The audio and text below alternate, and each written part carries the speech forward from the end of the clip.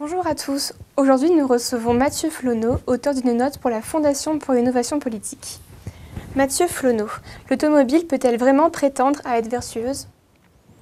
Alors le travail que nous avons opéré avec Jean-Pierre Horfeuil à quatre mains vise à réfléchir effectivement aux conditions d'acceptation sociale aujourd'hui largement revues dans un contrat social renouvelé de la place de l'automobile, de l'automobilisme, de tous ses usages dans le quotidien des Français. Et donc nous tenons là à prendre une position qui est parfois à rebours de celle qui souvent s'exprime, c'est-à-dire que l'automobile ne serait pas vertueuse, ne pourrait pas l'être et serait destructrice du lien social.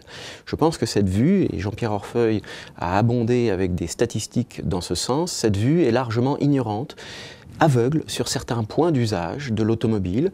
Elle vise largement à détruire ce tabou routier qui s'est construit et qui fait que l'automobile n'est plus vue dans ses implications jusque dans les territoires, dans son rôle au quotidien pour les Français. Et donc, cette vertu, si vertu il doit y avoir en termes de mobilité, elle est à rechercher dans l'ensemble de la chaîne des usages, depuis les productions jusqu'aux derniers utilisateurs. Et de ce point de vue-là, l'automobile non seulement est indispensable, mais de surcroît se réserve de larges marges d'amélioration de ses services.